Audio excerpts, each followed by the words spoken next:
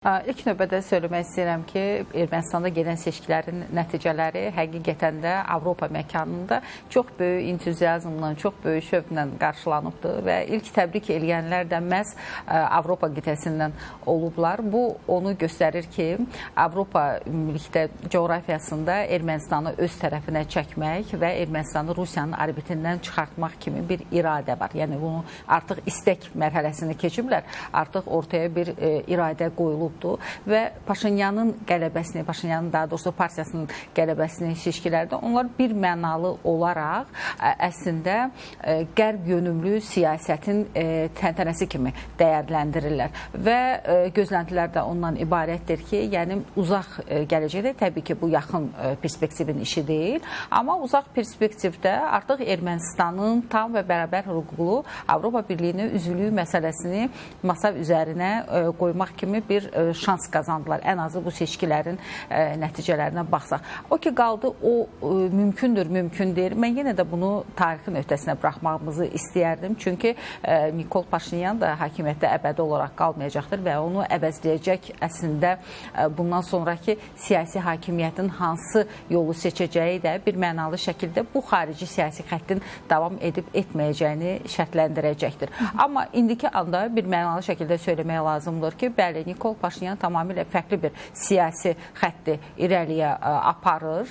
Baxmayaraq ki, seçkilərdən sonra keçirilmiş brifinqdə ona verilən suallara cavab olaraq o balanslı siyasət irəliyə aparacağını bildirib. Yəni, sual Avropa yönümlü və yaxud da ki, Rusiya yönümlü deməli, xətlər arasındakı seçəcəyi seçimlə bağlı olub. Amma o isə yəni, buna bir mənalı cavab verməyib və söyləyib ki, balanslı siyasət Ermənistanın maraqlarını əsas olaraq nəzərə alacaqlar və bunu gələcək göstərəcəkdir. Amma bundan əvvəl də yəni, biz baxsaq onun bəyanatlarında Avropa Birliyinə üzvlüyünün yaxın perspektiv olmadığını, yəni sırf prosedurlar baxımından o da qeyd eləmişdi. Və burada ayrı faktorlar var ki, bəli, onları da bir nəzərə alsaq, onda söyləyə bilərik ki, bu vaxt aparan bir, belə deyək ki, siyasət olacaqdır və bu siyasəti uğurla irəliyə aparmağın özünün də müəyyən, belə deyək, enişli çıxışlı yolları var. Çünki Gürcüstan da bundan əvvəl bildiyiniz kimi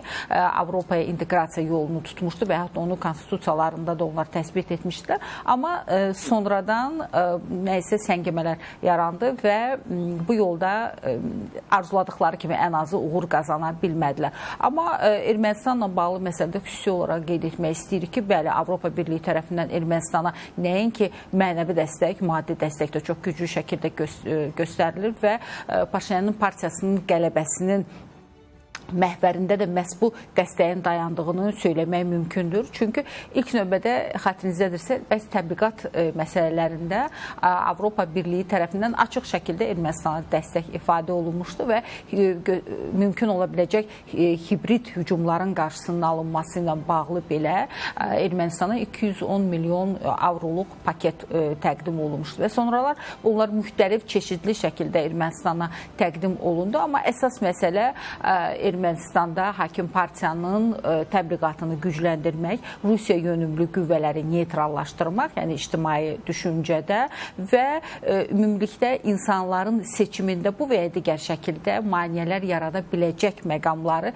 tam şəkildə aradan götürməkdir. Buna tam nail oldular, olmadılar. İndi bu məsələnin ayrı bir tərəfidir. Yəni, yəqin ki, hədəflər var idi və hədəflərə çatmaq üçün müəyyən standartlar da müəyyənləşdirmişdilər. Amma bu halda söyləmək lazımdır ki, Ermənistanın ictimai rəyində belə görünür ki, qərb yönümlü siyasət yüksək dəyərləndirilir və onlar müstəqil Ermənistan, yəni Paşinyanın əsas tezisi bundan ibarətdir, müstəqil Ermənistanın bərqərar olmasına səs verdilər.